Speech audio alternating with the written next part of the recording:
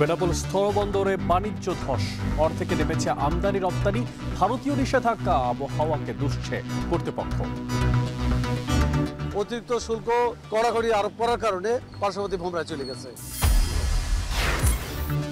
কুষ্টিয়ায় যত্রতত্র গ্যাস সিলিন্ডারের দোকান, লাইসেন্স ছাড়াই বাসা বাড়িতে মজুদ, বাড়ছে দুর্ঘটনার ঝুঁকি।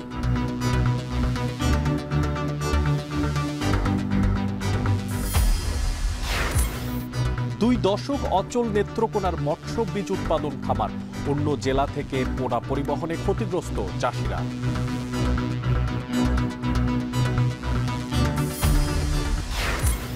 এবং নাটোরে ডায়রিয়ার প্রকোপ, 24 ঘন্টায় হাসপাতালে ভর্তি 107। সিলেটে গতি নেই মশক নিধন কার্যক্রমে।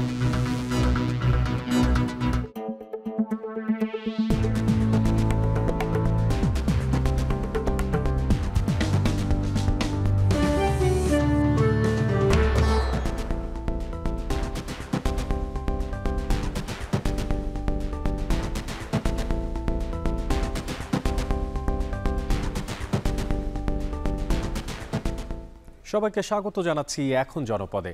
পুরো আয়োজনে আপনাদের সঙ্গে থাকছে আমি মশিউর অনিক। কক্সবাজারের বাকখালী নদীর তীরবর্তী এলাকায় শুরু হয়েছে বিআইডব্লিউটি এর চতুর্থ দিনের অভিযান। মোতায়েন করা হয়েছে বিপুল পরিমাণে পুলিশ, সেনাবাহিনী আর আনসার সদস্য। এদিকে গেল 2 দিনে উচ্ছেদ অভিযানে বাধা দেয়া 11 জনের নাম উল্লেখ সহ 350 থেকে 400 জনকে অজ্ঞাত করে মামলা করেছে বিআইডব্লিউটিএ। এ নিয়ে বিস্তারিত জানাতে আমাদের সঙ্গে বাকখালী নদীর পাড় থেকে যুক্ত আছেন সহকর্মী মন্তোষ বেদজ্ঞ। মন্তোষ, আমি দেখতে পাচ্ছি যে পেছনে কিন্তু উচ্ছেদ অভিযান চলছে। তো গেল 3 দিন সেখানে বিভিন্ন ধরনের বাধার সম্মুখীন হয়েছে। তো আজকে পরিস্থিতি কি দেখতে পাচ্ছেন এবং সার্বিক সেখানকার অবস্থার ব্যাপারে কর্তৃপক্ষ কিছু বলেছে কিনা এখন পর্যন্ত? অনেক চতুর্থ দিনের মতো আজকে অভিযানটি শুরু হয়েছে সকাল 10টা 20 মিনিটের দিকে, এবং এখন পর্যন্ত বেশ কিছু স্থাপনা আবারও নতুন করে উচ্ছেদ করা হচ্ছে আজকে সকাল থেকে। যদিও গতকাল দিনভর আসলে একটি স্থাপনা উচ্ছেদ করা সম্ভব হয়নি স্থানীয়দের বাধার মুখে, এবং এই যে গতকাল বাধার সম্মুখীন হয়েছে অভিযানকারী দল, তারা কিন্তু এই ঘটনায় কিন্তু ইতিমধ্যে একটি মামলা হয়েছে, যা এখানে 11 জনের নাম উল্লেখ করা হয়েছে এবং 350 থেকে 400 জনকে অজ্ঞাত আসামি করে কিন্তু এই মামলাটি হয়েছে।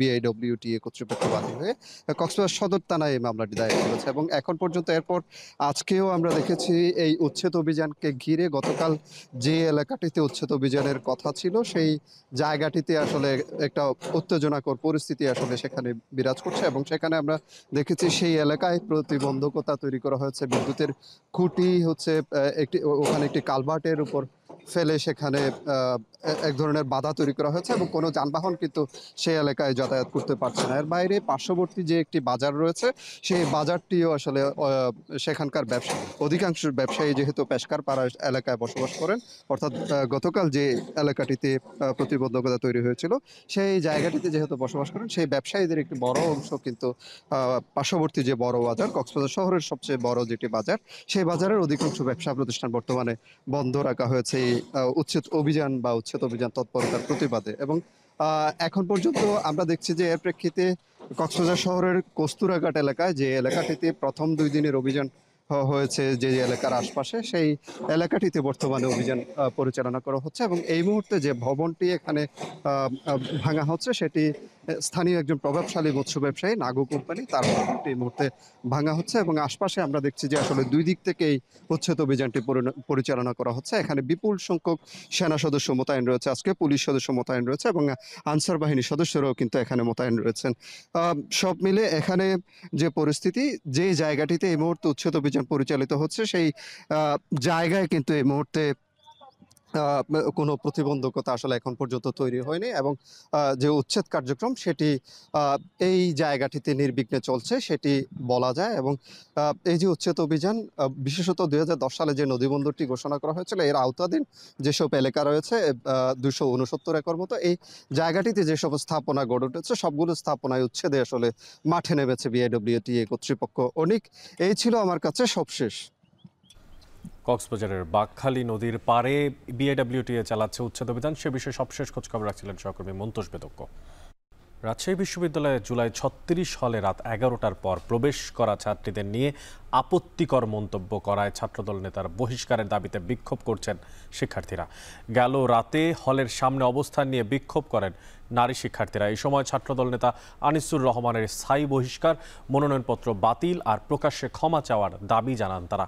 এছাড়া সাইবার বুলিং সেল গঠন, সামাজিক যোগাযোগ মাধ্যমে অশালীন মন্তব্যে জড়িতদের জবাবদিহি তার আওতায় আনার দাবি জানান শিক্ষার্থীরা।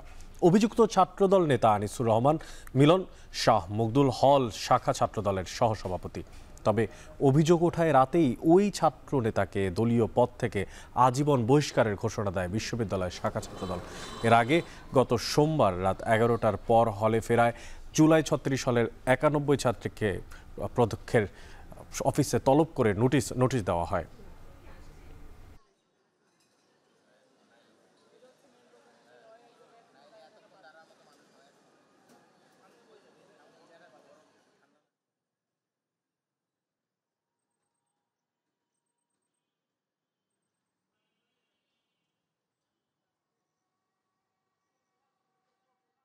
ধরনের ছেলে, অনেক ধরনের মেয়ে, মেয়ে হয়ে মেয়েকে মিলন, তুই লজ্জাকর, গালে গালে জুতা মার, ওই সাইবার বুলিং এর শিকার হয়। প্রতিনিয়ত নারী প্রচারণার সপ্তম দিনে ব্যস্ত সময় কাটাচ্ছেন জাকসু নির্বাচনের প্রার্থীরা। নিয়মিত জাকসু আয়োজন, সেশন জট নিরসন আর শিক্ষার্থীদের কল্যাণে নানা প্রতিশ্রুতি দিচ্ছেন তারা। এ নিয়ে আরও জানাতে আমাদের সাথে যুক্ত আছেন সহকর্মী হুমায়ুন কবির। হুমায়ুন, আমি দেখতে পাচ্ছি যে পেছনে আপনার প্রচারণা হচ্ছে, তো জানতে চাই নির্বাচনের প্রচারণা সেখানে আপনি কেমন দেখতে পাচ্ছেন এবং শিক্ষার্থী বা প্রার্থীদের কোনো অভিযোগ এখন পর্যন্ত আপনার কাছে পৌঁছেছে কিনা? অনেক সপ্তম দিনের মতো প্রচারণা চলছে। ৩৩ বছর পর যে জাকসু নির্বাচন অনুষ্ঠিত যাচ্ছে আগামী ১১ই সেপ্টেম্বর, সেই লক্ষ্যে কিন্তু আসলে প্রচারণার কমতি নেই। সকাল থেকে সন্ধ্যা অবধি কিন্তু ছাত্রদল, ছাত্র শিবির, বাকশাস এবং বিভিন্ন বাম সংগঠনগুলো কিন্তু প্রচারণা চালাচ্ছে। আমার পিছনেও দেখতে পাচ্ছেন ছাত্রদলের যে ভিপি প্রার্থী, তিনি কিন্তু প্রচারণা চালাচ্ছেন। তার দলবল নিয়ে কিন্তু তিনি ভোটারদের দ্বারে দ্বারে যাচ্ছেন এবং প্রচারণা চালাচ্ছেন এবং এই প্রচারণা কিন্তু আগামী ৯ তারিখ পর্যন্ত অব্যাহত থাকবে এবং এই ৯ তারিখে প্রচারণা ৯ তারিখ পর্যন্ত প্রচারণা চলবে এবং প্রার্থী যারা রয়েছে তারা কিন্তু ইতিমধ্যে ভোটারদের ধারে ধারে গিয়ে বিভিন্ন প্রতিশ্রুতি দিচ্ছেন। সেশন জট, যেমনটি বলছেন, সেশন জট, ট্রান্সপোর্ট, একাডেমিক সিচুয়েশন এবং বিশেষ করে শিক্ষার্থীদের কল্যাণে যত ধরনের কর্মকাণ্ড রয়েছে সেসব কর্মকাণ্ড করবেন প্রার্থীরা, কিন্তু এমন প্রতিশ্রুতি দিচ্ছেন। এবং চায়ের আড্ডায় এবং মুরাদ চত্বর সহ বিভিন্ন স্থানগুলোতে যেখানে জমায়েত রয়েছে সেখানে কিন্তু শিক্ষার্থীদের মুখে মুখে একই আলাপচারিতা লক্ষ্য করা যাচ্ছে। ৩৩ বছর পর যে জাকসু অনুষ্ঠিত হতে যাচ্ছে, সেই কখন আসবে সেই মাহেন্দ্র খণ্ডটি এবং সেই খণ্ডটিতে তারা তাদের প্রতিনিধি নির্বাচিত করবেন যারা শিক্ষার্থীদের কল্যাণে কাজ করবেন। মোটামুটি নির্বাচনী যে আবহ পুরো ক্যাম্পাস জুড়ে কিন্তু বিরাজ করছে। আপনারা দেখছেন যে ছাত্রদল সভাপতি কিন্তু কথা বলছেন।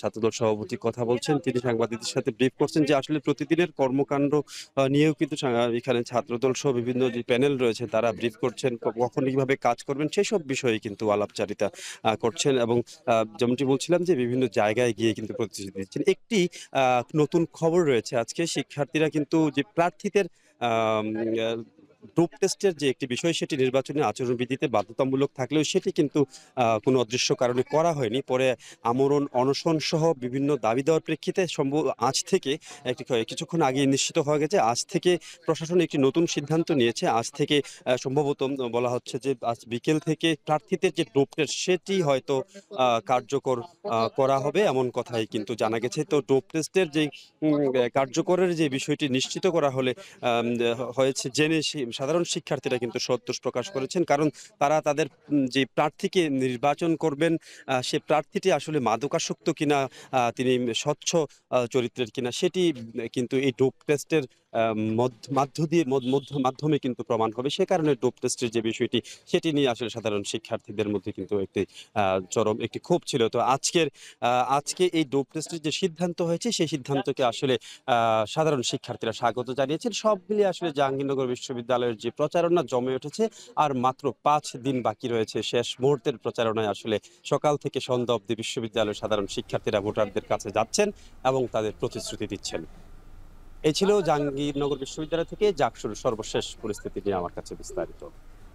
জাকসু নির্বাচনের সবশেষ তথ্য জানানোর জন্য আমাদের সঙ্গে যুক্ত ছিলেন হুমায়ুন কবির। এবার একটু চলে যেতে চাই রাজশাহীতে, সেখানে আমাদের সঙ্গে আছেন মারুফ হাসান। যেখানে আসলে রাজশাহী বিশ্ববিদ্যালয়ের কেন্দ্রীয় ছাত্র সংসদ নির্বাচনের যে মনোনয়ন ফর্ম জমা দেওয়া হচ্ছে এবং সাথে ডোপ টেস্টের যে ফলাফল সেটা তো দেওয়া হচ্ছে। মারুফ, তো জানতে চাই যে এখন পর্যন্ত শিক্ষার্থীরা স্বতঃস্ফূর্তভাবে সেখানে অংশগ্রহণ করছে কিনা কিংবা কোনো বিশৃঙ্খলা সেখানে আপনার চোখে পড়েছে কিনা জানতে চাই আপনার মাধ্যমে।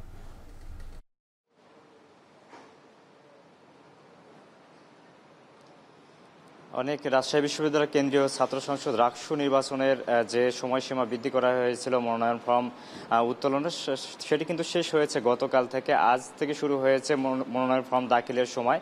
সকাল থেকে এখানে দেখতে পাচ্ছি যে শিক্ষার্থীদের মাঝে খুব একটা আগ্রহ আমরা দেখতে পাচ্ছি না। এখন পর্যন্ত মাত্র একজন শিক্ষার্থী এই মনোনয়ন ফর্ম দাখিল করেছেন এবং যেখানে গতকাল নির্বাচন কমিশনের তথ্য মতে এ পর্যন্ত 479 জন শিক্ষার্থী রাকসুর বিভিন্ন পদে মনোনয়ন ফর্ম সংগ্রহ করেছেন। তার মধ্যে এখানে যারা পদধারী বিভিন্ন পদ উল্লেখ করে 181 জন, পাশাপাশি বিভিন্ন প্যানেলের 214 জনের মতো মনোনয়ন ফর্ম উত্তোলন করেছে, যেখানে সিনেটের 84 জন আছেন।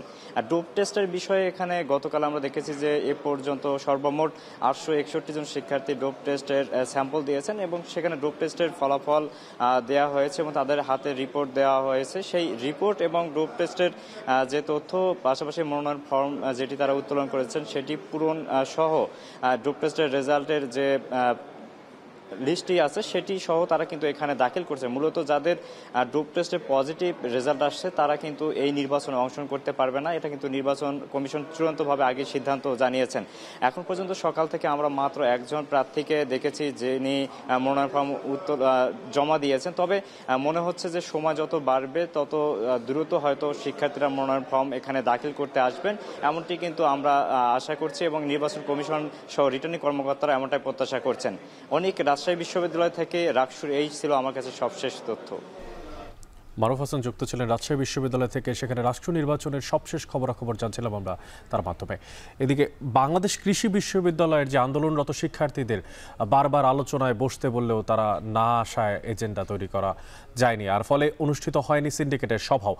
সংকট সমাধানে নতুন করে তৈরি হয়েছে নতুন নতুন সমস্ত অনিশ্চয়তা। আর এই নিয়ে আরও জানাতে বাংলাদেশ কৃষি বিশ্ববিদ্যালয় থেকে আমাদের সঙ্গে যুক্ত আছেন ইমতিয়াজ আহমেদ। সরাসরি চলে যাচ্ছে ইমতিয়াজের কাছে। ইমতিয়াজ, বেশ কিছুদিন যাবতীয় তো এই নিয়ে একটা সংকট তৈরি হয়েছে, একটা আলোচনা তৈরি হচ্ছে আন্দোলনরত শিক্ষার্থীদের।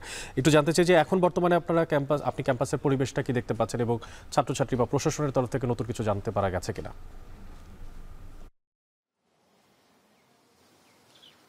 অনেক বিশ্ববিদ্যালয়, বিশেষ করে বাংলাদেশ কৃষি বিশ্ববিদ্যালয় বন্ধ ঘোষণা করার পর কিন্তু প্রত্যেকটি অনুষদই কিন্তু বন্ধ রয়েছে। কোনো পাঠদান তো নয়ই, একেবারে অচল অবস্থায় একটা সৃষ্টি কিন্তু আমরা শুরু থেকেই দেখতে পেরেছিলাম। এবং সর্বশেষ যে আপডেটটি আমাদের কাছে এই মুহূর্তে রয়েছে যে ছাত্র উপদেষ্টা প্রফেসর ডক্টর শহীদুল হক আমাদেরকে কিছুক্ষণ আগে বিষয়টি নিশ্চিত করেছেন। আজকে দ্বিতীয় দফায় শিক্ষার্থীদের সঙ্গে একটি আলোচনার কথা রয়েছে এবং আলোচনা যদি ফলপ্রসূ হয় তারপরেই কিন্তু আসলে তারা সিন্ডিকেট মিটিংয়ে ডাক দিতে পারেন এবং সেখানে শিক্ষার্থীদের যে মূল দাবিগুলো নিয়ে সেখানে আলোচনা হতে পারে।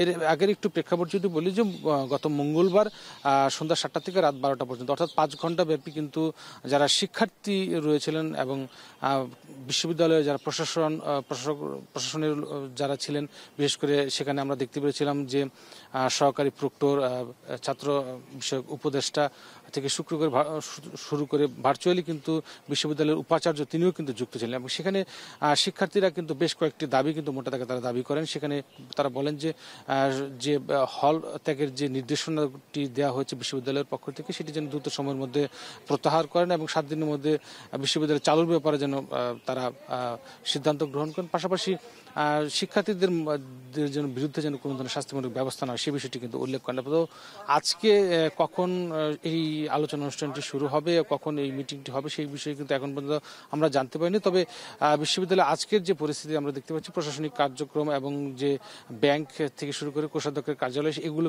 কার্যক্রম কিন্তু চালু রয়েছে। সব মিলিয়ে এই ছিল অনেক আমার কাছে বাংলাদেশ কৃষি বিশ্ববিদ্যালয় থেকে সবশেষ। নতুন অর্থবছরের শুরুতেই দেশের সবচেয়ে বড় স্থলবন্দর বেনাপোলে ধস নেমেছে বাণিজ্যে। সরকারি নিষেধাজ্ঞা, রাজনৈতিক অস্থিরতার ছায়া পড়েছে বন্দর কেন্দ্রিক ব্যবসা আর শ্রমিকদের জীবনেও। বন্দর কর্তৃপক্ষ বলছে, ভারতের নিষেধাজ্ঞার পাশাপাশি বৈরী আবহাওয়ার কারণে আমদানি রপ্তানি কিছুটা কমেছে। এনামুল হকের ক্যামেরায় বিস্তারিত জানাচ্ছেন রিপন হোসেন। বেনাপোল বন্দরে গত অর্থবছরে 21,30,000 টন পণ্য আমদানি হলেও এবার তা কমে হয়েছে 20,56,000 টন। একই চিত্র রপ্তানিতেও নেমেছে ধস। এক বছরে কমেছে প্রায় 36,000 মেট্রিক টন। ব্যবসায়ীরা বলছেন, আগে যেখানে প্রতিদিন গড়ে 500 ট্রাক পণ্য আসতো, এখন তা নেমেছে 300-র নিচে। এমনকি রপ্তানি হচ্ছে আরও কম, 100 ট্রাকেরও নিচে। ভারত রপ্তানির ক্ষেত্রে যে নিষেধাজ্ঞা দিয়েছে, সেক্ষেত্রে আমাদের রপ্তানি অনেকাংশ কমেছে। এক্সপোর্ট আগে হতো 250, 300, 350 গাড়ি মতন হতো, এখন এটা কমায় অনলি ফর 50 ট্রাকে এসছে। আমদানি রপ্তানি কমায় বিপাকে পড়েছেন বন্দর সংশ্লিষ্টরা। কাজ না থাকায় মানবেতর জীবনযাপন করছেন বন্দর শ্রমিকরা। সংশ্লিষ্টদের আশঙ্কা, রাজনৈতিক স্থিতিশীলতা ফেরাতে ও বিধিনিষেধ শিথিল না করতে পারলে বন্দর কেন্দ্রিক বাণিজ্যে আরও বড় ধস নামবে। আমদানি অনেক অংশে কমে গেছে। আমার মনে হচ্ছে যে আগামী অর্থ বছরে রাজস্ব আদায় বড় ধরনের একটা ক্ষতি হতে পারে। অতিরিক্ত শুল্ক নিরূপণ আরোপ করা এবং অন্যান্য বিষয়ে কড়াকড়ি আরোপ করার কারণে ইতিমধ্যে ফল, মাছসহ বিভিন্ন ধরনের পণ্য বেনাপোল ছেড়ে পার্শ্ববর্তী ভোমরায় চলে গেছে। এতে অনেক সিএনডিএফ ব্যবসায়ী কাজ হারিয়ে বেকারত্ব ভোগ করছে। অনেক সিএনডিএফের স্টাফ বেকার হয়ে পড়েছে।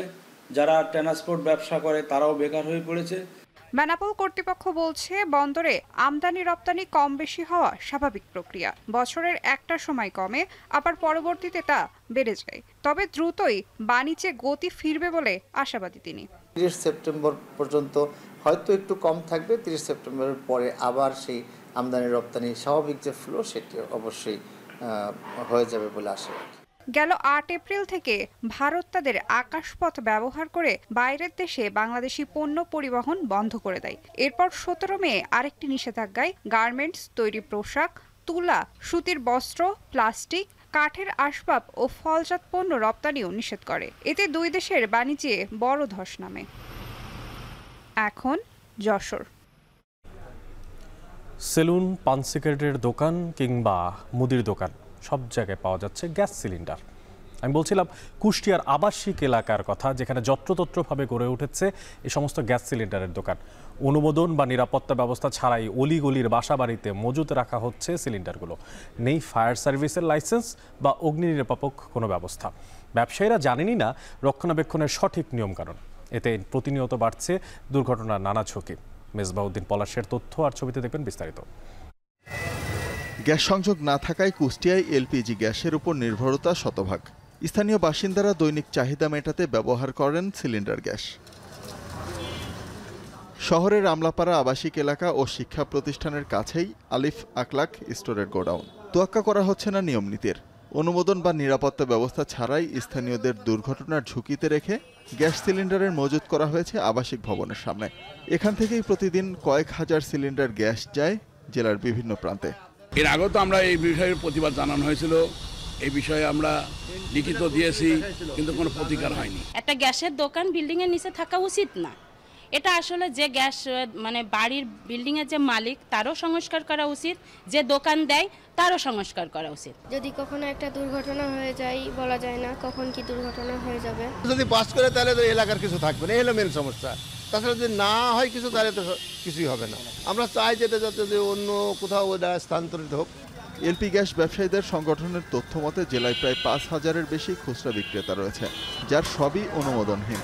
এমনকি সেলুন, পান সিগারেট, চা কিংবা মুদির দোকানেও দেধারসে বিক্রি হচ্ছে গ্যাসের সিলিন্ডার। নির্ধারিত রিটেইলার না হওয়ায় এসব দোকানে নেই অগ্নি নির্বাপক ব্যবস্থা।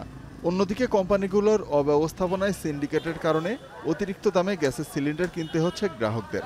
হাতের কাছে গ্যাস পাচ্ছি, নিয়ে নিচ্ছি, কিন্তু এটা যে কত বিপজ্জনক এটা আমরা ভাবছি না। মুদিখানার দোকানে, সবজির দোকানে, কম্পিউটারের দোকানে, যেখানে সেখানে গ্যাস পাওয়া যায়। বেশিরভাগ টাইমে অতিরিক্ত দাম দিয়ে কিনছি।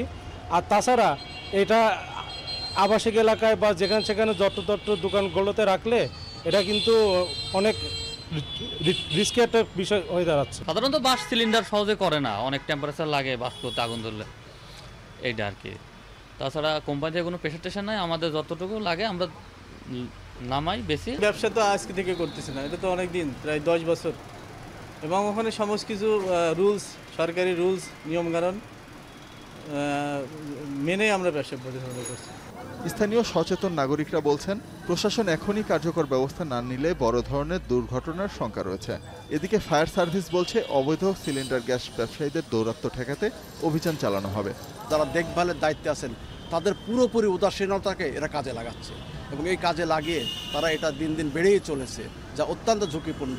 যখন মানুষের মনে করেন একটা দুর্ঘটনা ঘটবে, তখন দেখা যাবে যে লোক দেখানো একটা অভিযান চলছে। সচেতনতার জন্য আমরা প্রতি সপ্তাহে আপনার যে মহড়া কার্যক্রম পরিচালনা করি, এবং কিভাবে গ্যাস সিলিন্ডারে অগ্নি নির্বাপন করা হয় সে ব্যাপারে প্রশিক্ষণ দেওয়ার চেষ্টা করি, এবং আমাদের গণসংযোগ কার্যক্রম আমরা পরিচালনা করি।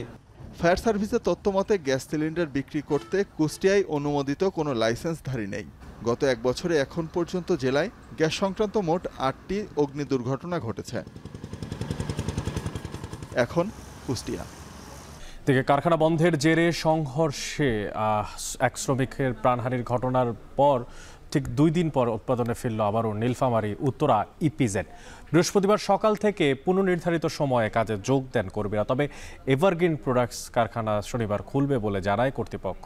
বুধবার বিকেল 3টা থেকে রাত 8টা পর্যন্ত শ্রমিক প্রতিনিধিদের সঙ্গে কারখানা ও ব্যবসা কর্তৃপক্ষ, পুলিশ, জেলা প্রশাসন ও স্থানীয় রাজনৈতিক নেতাদের বৈঠকের পর এই সিদ্ধান্ত হয়। ইপিজেডের এভারগ্রিন কারখানার শ্রমিকরা বিভিন্ন দাবিতে কয়েকদিন ধরে আন্দোলন করছিলেন। সোমবার হঠাৎ করেই কারখানা বন্ধের ঘোষণা দেয় কর্তৃপক্ষ। এর জেরে মঙ্গলবার সকালে ইপিজেডের মূল ফটকে অবস্থান নেন কারখানার শ্রমিকরা। পরে আইনশৃঙ্খলা বাহিনীর সঙ্গে শ্রমিকদের সংঘর্ষে নিহত হয় এক শ্রমিক। এই ঘটনায় 24টি কারখানা বন্ধ ঘোষণা করে ইপিজেড কর্তৃপক্ষ।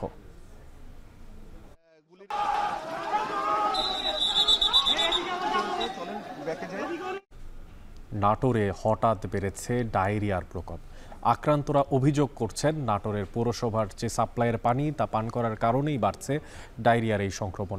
এদিকে হঠাৎ করে রোগীর ভিড় বাড়ায় হিমশিম খাচ্ছে হাসপাতাল কর্তৃপক্ষ। তবে স্বাস্থ্য বিভাগ থেকে এরই মধ্যে 2টি মেডিকেল টিম গঠনের পাশাপাশি পৌরসভার পক্ষ থেকে দেয়া হচ্ছে পানি বিশুদ্ধকরণ ট্যাবলেট। মাহবুব হোসেনের প্রতিবেদনে, যেখানে ছবি তুলেছেন জাহিদুল ইসলাম সুমন। নাটোর সদর হাসপাতালের অস্থায়ী ডায়রিয়া ওয়ার্ড। রোগীদের চাপে কোথাও নেই তিল ধারণের জায়গা। কেউ চিকিৎসা নিচ্ছেন বেডে, কেউ আবার মেঝেতে। ডায়রিয়া আক্রান্ত হয়ে একের পর এক রোগী ভর্তি হচ্ছে এই ওয়ার্ডে। লোক কমপ্লেইন করতেছে যে ঝাউতলা, পটুয়াপাড়া এরা সবাই একই ওয়াশার পানি ইউজ করতো। পেটের মধ্যে মুসার দিয়া হাত পা কেকড়ি বেকড়ি করে জড়াই লিয়ে চলে আসি চাপবা। হঠাৎ করে রাত 11টার দিক খালি পেটে খালি কিরম জানি হচ্ছিল, আর এই তো পায়খানা আর বমি। শহরের উত্তর পটুয়াপাড়া থেকে অস্থায়ী ডায়রিয়া ওয়ার্ডে এসেছেন মাহমুদা খাতুন ও তার 2 বছরের শিশুপুত্র আইয়ান। প্রথমে শিশু আইয়ান বমি ও জ্বর নিয়ে অসুস্থ হওয়ার পর হঠাৎ করেই ডায়রিয়া আক্রান্ত হন মাহমুদা খাতুনও। কিছু হয় নাই, বাচ্চার হলো অসুস্থ, 12:30 থেকে পাতলা পায়খানা, বমি, জ্বর সব হওয়ার পরে মানে ওর বাথরুম পরিষ্কার করতে করতে আমারও এরকম শুরু হলো, সকাল থেকে পাতলা পায়খানা। রোগীদের অভিযোগ, পৌরসভার সরবরাহ করা পানি পান করে শহরের ঝাউতলা, উত্তর পটুয়াপাড়া, বঙ্গজল, উত্তর চৌকির পাড়সহ বিভিন্ন এলাকার বাসিন্দারা ডায়রিয়ায় আক্রান্ত হচ্ছেন। হঠাৎ করেই শতাধিক রোগী হাসপাতালে ভর্তি হয়েছেন। চাপ সামলাতে হিমশিম খেতে হচ্ছে হাসপাতাল কর্তৃপক্ষকে। ভয়ে অনেকেই পৌরসভার পানি ব্যবহার বন্ধ রেখেছেন। এই এলাকায় প্রত্যেক ফ্যামিলিতে 2-1 জন করে ডায়রিয়া আক্রান্ত হচ্ছে। শতকরা 80% মানুষের ডায়রিয়া আক্রান্ত হচ্ছে। এখন আমাদের মনের একটা ধারণা যে এটাই পানির জন্য এই সমস্যাটা হচ্ছে। সিভিল সার্জন জানান, চিকিৎসা সেবা নিশ্চিতে মজুত রয়েছে প্রায় 1,500 আইভি স্যালাইন। সেই সাথে গঠন করা হয়েছে 2টি মেডিকেল টিম। এছাড়া পৌরসভার মাধ্যমে বিতরণ করা হচ্ছে পানি বিশুদ্ধকরণ ট্যাবলেটও। আমাদের পর্যাপ্ত পরিমাণে স্যালাইন সরবরাহ আছে, ওষুধ মজুদ আছে এবং এটি সরবরাহ নিশ্চিত করা হয়েছে। আমরা আইডিসির এবং সিডিসিকে জানিয়েছি, তারা স্যাম্পল নেওয়ার মাধ্যমে এটি রিপোর্টের ভিত্তিতে আমাদের জানাবেন কীভাবে এই বিষয়টি হলো। আর আমরা পৌরসভার সাথেও সমন্বয় রাখছি, তাদের মাধ্যমে আমরা আমাদের পানি বিশুদ্ধকরণ ট্যাবলেট সরবরাহ করছি। বুধবার দুপুরে ডায়রিয়া রোগীদের খোঁজ নিতে সদর হাসপাতালে আসেন জেলা প্রশাসক। জানান, পৌরসভার পানি সংগ্রহ করে পরীক্ষার জন্য ল্যাবে পাঠানো হয়েছে। সেই সাথে একজন সহকারী কমিশনারের নেতৃত্বে 5 সদস্যের মনিটরিং টিম গঠনের কথাও জানান তিনি। যেটা অ্যালার্মিং বিষয়, পানি ফুটায় না তারা। যতজনের সাথে কথা বললাম পানি না ফুটিয়ে খেয়েছে। আমরা ইতিমধ্যেই পানি চেক করার জন্য বগুড়াতে পাঠিয়েছি। টেস্ট রিপোর্ট আসলে আমরা বলতে পারবো দায়িত্বে অবহেলা আছে কিনা বা চেক ভালভের ইস্যুটা আমরা এখন তদন্ত করে আমরা দেখব। জনস্বাস্থ্য যাতে হুমকিতে না পড়ে সে লক্ষ্যে দ্রুত পানির লাইন পরিষ্কারের দাবি জানিয়েছেন স্থানীয়রা। এখন নাটোর। গেল 24 ঘন্টায় নাটোরে ডায়রিয়া নিয়ে হাসপাতালে ভর্তি হয়েছে 107 জন। এদিকে নাটোরে যাচ্ছে আইসিডিডিআরবির একটি টিম। এ নিয়ে বিস্তারিত জানাতে সদর হাসপাতাল থেকে আমাদের সঙ্গে যুক্ত হচ্ছেন মাহবুব হোসেন। মাহবুব, হাসপাতালে ভর্তি থাকা রোগীদের সেবা পেতে কোনো ভোগান্তি হচ্ছে কিনা জানাবেন, পাশাপাশি আইসিডিডিআরবির টিম কখন নাগাদ হাসপাতালে পৌঁছাতে পারে বলে আপনারা তথ্য পেয়েছেন? আমরা সকাল থেকে এই নাটোর সদর হাসপাতালের যে খবর সেটি নিয়েছি এবং সকাল 10টা পর্যন্ত আজকে নতুন করে কিন্তু 107 জন রোগী ভর্তি হয়েছে। এই মুহূর্তে নাটোর সদর হাসপাতালে কিন্তু 236 জন রোগী ভর্তি রয়েছেন। তবে আমরা যেটি দেখতে পেয়েছি যে প্রতিনিয়ত কিন্তু যে বিভিন্ন যে ডায়রিয়া আক্রান্ত রোগী বিভিন্ন এলাকা থেকে কিন্তু আসতে শুরু করেছে এবং এটি মানে প্রতিনিয়ত আসতে শুরু করেছে। তো আমরা যারা রোগী রয়েছেন তাদের সঙ্গে কথা বলেছি, তারা যেটি বলছেন যে এই মুহূর্তে এবং হাসপাতাল কর্তৃপক্ষের সঙ্গে আমরা কথা বলেছি, তারা যেটি বলছেন যে হাসপাতালের সর্বোচ্চ যেটি সেবা সেটি কিন্তু তারা নিশ্চিত করছেন এবং এখন পর্যন্ত প্রায় 1500টি স্যালাইন আইভি যে স্যালাইন রয়েছে সেই স্যালাইন কিন্তু মজুদ রয়েছে এবং অন্যান্য যে ওষুধগুলো রয়েছে সেগুলো কিন্তু মজুদ রয়েছে। তবে কিছু কিছু ওষুধ কিন্তু রোগীদেরকে বাইরে থেকে কিনতে হচ্ছে, তারা আমাদেরকে এমনকি জানিয়েছেন। তবে হঠাৎ করে কিন্তু এই ডায়রিয়া রোগীর সংখ্যা বাড়ার কারণে যে হাসপাতালের যে স্বাভাবিক কার্যক্রম সেটি কিন্তু বিঘ্ন হচ্ছে এবং এই ডাক্তারদের এবং হাসপাতাল কর্তৃপক্ষকে কিন্তু বেশ হিমশিম খেতে হচ্ছে বলে আমাদেরকে এমনকি জানিয়েছেন এবং প্রতিনিয়ত কিন্তু এই ধরনের রোগী বৃদ্ধি পাচ্ছে। আর আমরা জেলা সিভিল সার্জন রয়েছেন এবং প্রতিনিয়ত কিন্তু এই ধরনের রোগী বৃদ্ধি পাচ্ছে। আর আমরা জেলা সিভিল সার্জন রয়েছেন আরিফিন মুক্তাদির, তার সঙ্গে কথা বলেছি। তিনি আমাদেরকে জানিয়েছেন যে এটি আসলে নাটোর পৌরসভার পানি থেকেই এটি ছড়িয়েছে কিনা বা এটি আরো অন্য কোনো কারণে ছড়িয়েছে কিনা সেই বিষয়ে কিন্তু দেখার জন্য আইসিডিডিআরবির যে টিম রয়েছে তারা কিন্তু আজকে নাটোরে সন্ধ্যা নাগাদ হয়তো পৌঁছার কথা রয়েছে। এর পরবর্তীতে তারা যে কার্যক্রম সেটি তারা শুরু করবেন বলে আমাদেরকে এমনকি জানিয়েছেন। আপনাকে আরো জানিয়ে রাখি যে যেসব নাটোর পৌরসভার 2 এবং 1 নম্বর ওয়ার্ড সহ যেসব এলাকায় এই ডায়রিয়া আক্রান্ত রোগী রয়েছেন এবং যারা আক্রান্ত হচ্ছেন প্রতিনিয়ত, সেসব এলাকায় কিন্তু নাটোর পৌরসভার পক্ষ থেকে বিশুদ্ধ পানির সরবরাহ সেটি করা হচ্ছে এবং 20,000 পিস ট্যাবলেট সরবরাহ করা হয়েছে এবং জেলা স্বাস্থ্য বিভাগ থেকে কিন্তু একটি তদন্ত টিম করা হয়েছে। এই ছিল নাটোর সবশেষ খবর। নাটোরে বাড়ছে ডায়রিয়া রোগীর সংখ্যা, আইসিডিডিআরবির একটি টিমও যাচ্ছে হাসপাতালে, সে বিষয়ে সবশেষ খোঁজ খবর রাখছিলেন সহকর্মী মাহবুব হোসেন। পর্যাপ্ত জনবলের অভাবে সফল হচ্ছে না সিলেট সিটি কর্পোরেশনের মশক নিধন কার্যক্রম। নেই এডিস মশার প্রজনন ক্ষেত্র নিরোধে কার্যকর কোনো পদক্ষেপও, যার ফলে স্থানীয়দের ঝুঁকি বাড়ছে ডেঙ্গু সহ মশাবাহিত যে সমস্ত রোগগুলো আছে সেই সমস্ত রোগে। বিভিন্ন সিটি কর্পোরেশন যদিও বলছে যে আগামী 3 মাস মশক নিধনের কার্যকর পদক্ষেপ নিচ্ছেন তারা। গুলজার আহমেদ জানাচ্ছেন বিস্তারিত। সাম্প্রতিক সময়ে সিলেটে মশার উৎপাত তীব্র আকার ধারণ করেছে। নগরবাসীর অভিযোগ, ড্রেন খালনালা নিয়মিত পরিষ্কারের অভাব ও মশক নিধনের ঔষধ না ছিটানোয় প্রতিনিয়ত বাড়ছে মশা। একই সাথে পরিষ্কার পরিচ্ছন্নতা কার্যক্রম না থাকায় মশাবাহিত রোগে আক্রান্তের পাশাপাশি আছে ডেঙ্গুরও আতঙ্ক। মশাও অতিরিক্ত বাড়ছে, ডেঙ্গু বাড়ছে, চিকুনিয়া বাড়ছে। প্রচন্ড মশা, সন্ধ্যাবারে বাইরে বসা যায় না, ঘরের ভিতরে কোয়াল জ্বালালো কোয়ালও তো যায় না। তারা যায় কিন্তু এগুলাতে মশা কোনো ওষুধ মিলে না, অনেক মানুষ বেমারি আছে। এদিকে গত 1 বছরে সিলেট ওসমানী মেডিকেল কলেজ হাসপাতালে ডেঙ্গু রোগে আক্রান্ত হয়ে চিকিৎসা নিয়েছেন 17 জন। বর্তমানে হাসপাতালটিতে কোনো ডেঙ্গু রোগী ভর্তি না থাকলেও 2টি ওয়ার্ডে ডেঙ্গু রোগীদের জন্য 8টি শয্যা প্রস্তুত রাখা হয়েছে বলে জানিয়েছে কর্তৃপক্ষ। গত 8 মাসের হিসাবটা যদি আমরা বলি তাহলে আমাদের এখানে ভর্তি হয়েছে টোটাল অ্যাডমিটেড পেশেন্ট 17 জন। এর মধ্যে আল্লাহর হুকুমে সবাই ভালো হয়ে আমাদের এখান থেকে বিদায় নিয়েছে। সিলেট সিটি কর্পোরেশন বলছে সবগুলো ওয়ার্ডে নিয়মিত মশক নিধন কার্যক্রম বাস্তবায়ন করা সম্ভব না হলেও তারা সাধ্য অনুযায়ী চেষ্টা করছেন। তবে এক্ষেত্রে বড় বাধা হয়ে দাঁড়াচ্ছে জনবল ও আর্থিক সংকট। আর সচেতন নাগরিক সমাজের প্রতিনিধিরা বলছেন, সিলেটে উল্লেখ করার মতো ডেঙ্গুর প্রাদুর্ভাব না থাকলেও নাগরিক সুরক্ষায় নিয়মিত মশক নিধন জরুরি। আমাদের সীমিত সামর্থ্যের মধ্যে থেকে আমরা সর্বোচ্চ চেষ্টা করি মশক নিধনের জন্য। তো এই কার্যক্রমটা আমরা প্রত্যেক বছরই করি। গত বছরও প্রায় 13,000 হাউসহোল্ডে আমরা গিয়েছি। এবার আমাদের টার্গেট আছে আমরা 15,000 হাউসহোল্ডে যাব এবং আমাদের এই কার্যক্রম 3 মাস ব্যাপী চলমান থাকবে। এই ডেঙ্গু বা চিকনগুনিয়া বা এই ধরনের মশকবাহিত রোগগুলোকে প্রতিহত করতে হলে, প্রতিরোধ করতে হলে এর আগেই মশক নির্মূল অভিযান পরিচালনা করা এবং এটাকে অব্যাহত রাখা। এদিকে সিলেট বিভাগীয় স্বাস্থ্য অধিদপ্তরের তথ্য বলছে, চলতি বছরে ডেঙ্গুতে সিলেটে কেউ মারা যায়নি। তবে এখন পর্যন্ত জেলায় ডেঙ্গুতে আক্রান্ত রোগীর সংখ্যা মোট 137 জন। গুলজার আহমেদ, এখন সিলেট।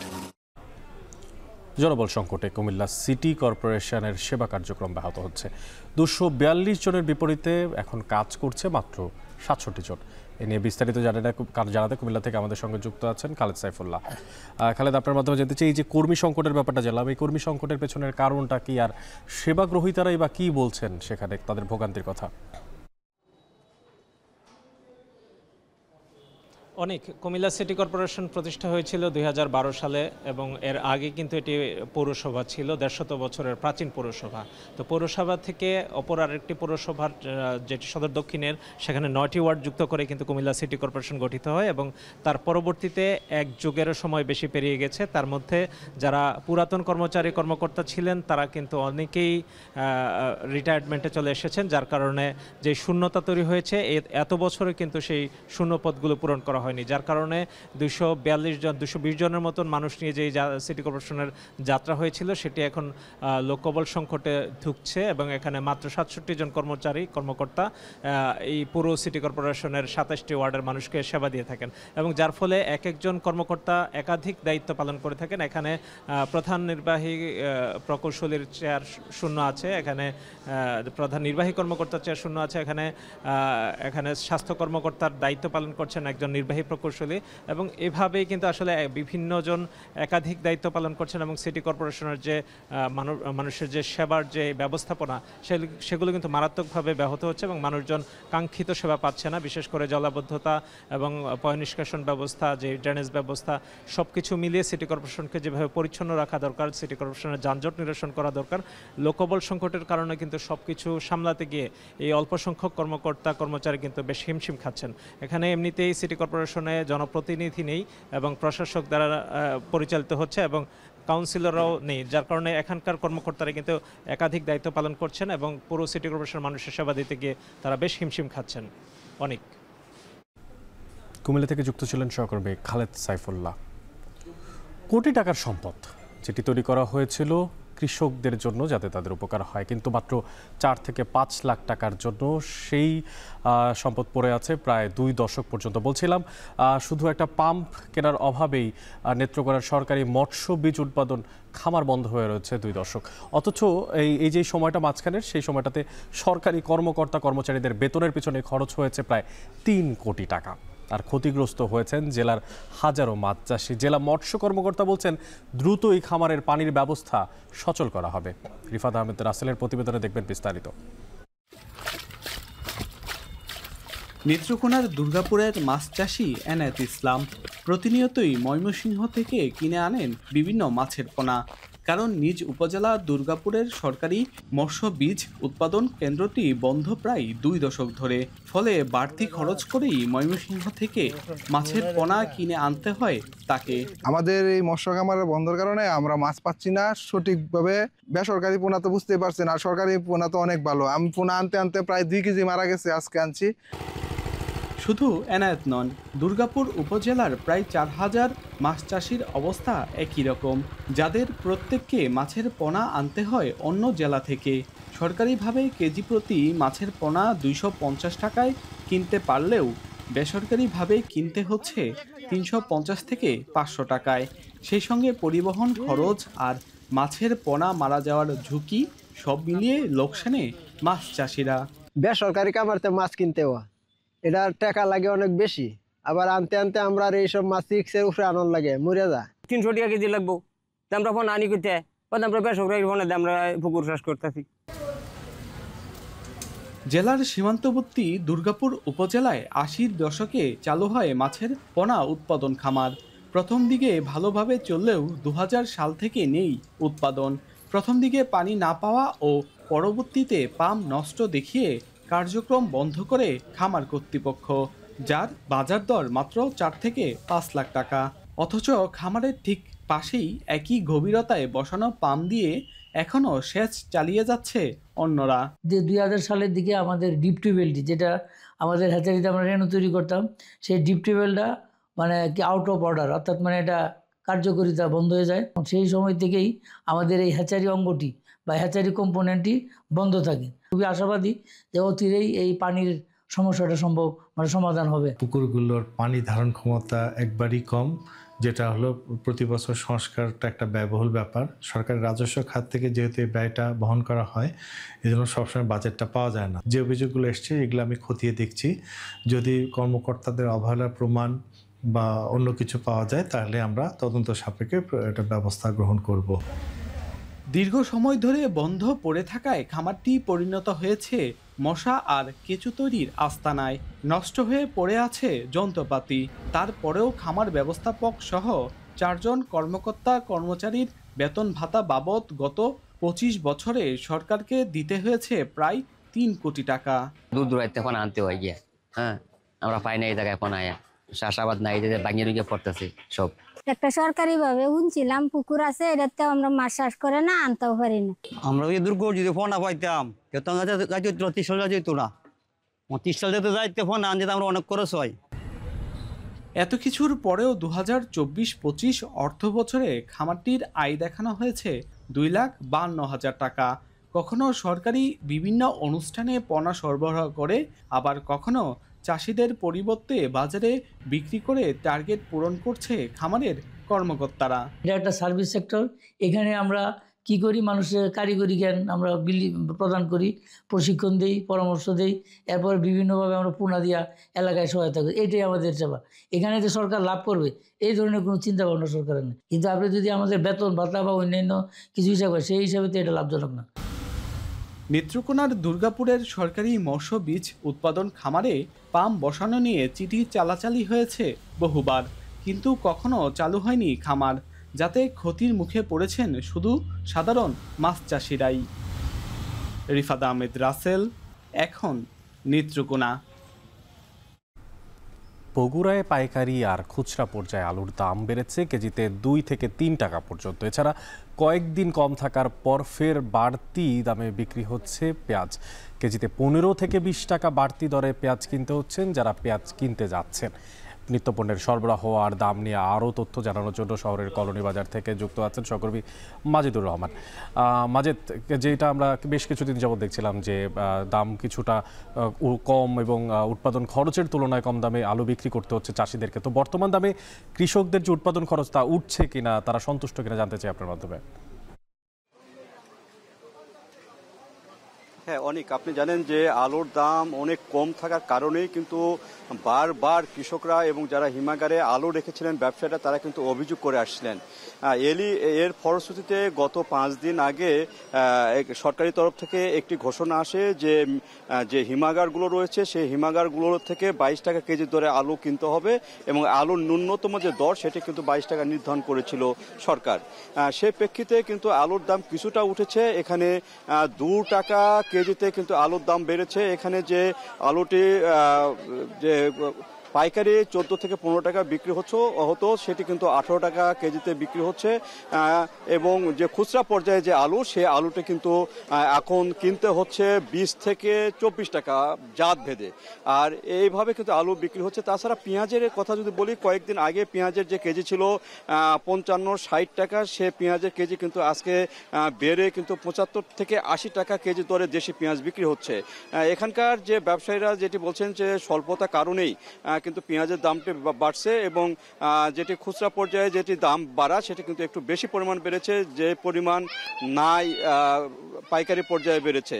তো এইভাবে কিন্তু দরদামটা বেড়েছে। তাছাড়া অন্য যদি নিত্য প্রয়োজনীয় দ্রব্যাদির কথা বলি, বিশেষ করে সবজির কথা বলি, সবজির দামটা কিন্তু বেড়েছে। এখানে কাঁচামরিচ, সেই কাঁচামরিচ কিন্তু 200 টাকা কেজিতে বিক্রি হচ্ছে, এখানে বেগুন 80 টাকা কেজিতে বিক্রি হচ্ছে, কাঁকড়ু 60 টাকা।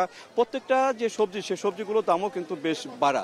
তাছাড়া অন্যান্য যে নিত্য প্রয়োজনীয় দ্রব্যাদি রয়েছে, বিশেষ করে চাল, সেটি কিন্তু স্বাভাবিক রয়েছে এবং যে পেঁয়াজের দামটা তো বলাই হলো। তাছাড়া অন্য যে দ্রব্যাদি রয়েছে সেই দ্রব্যাদির দাম কিন্তু গত কয়েকদিনের যে দাম বিক্রি হচ্ছে আজকে কিন্তু সেই দামে বিক্রি হচ্ছে। বিশেষ করে আলুর দামটা কিছুটা বেড়েছে এবং পেঁয়াজের দামটা বেড়েছে।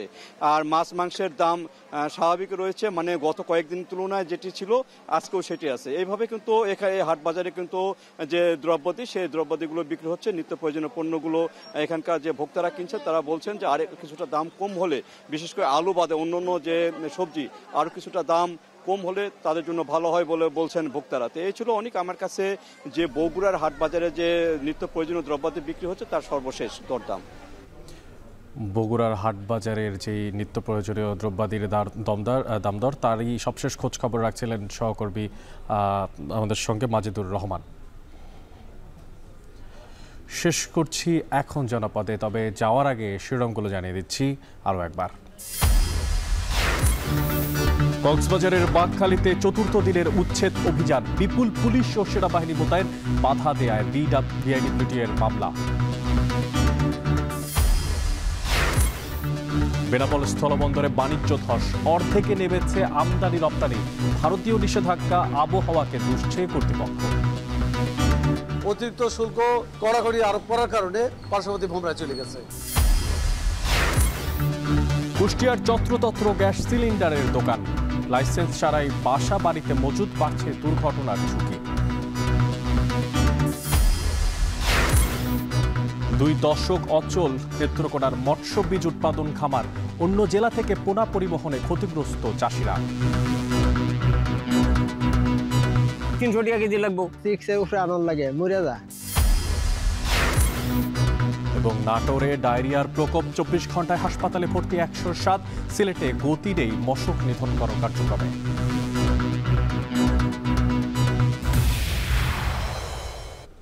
এই ছিল এখন জনপদে। এখন টেলিভিশন ওয়েবসাইটে দেখতে ভিজিট করুন www.ekon.tv। এছাড়া এখন টেলিভিশন ফেসবুকে দেখতে হলে ভিজিট করুন facebook.com/tv.ekon এবং ইউটিউবে এখন টেলিভিশন দেখতে ভিজিট করুন youtube.com/c/ekontv।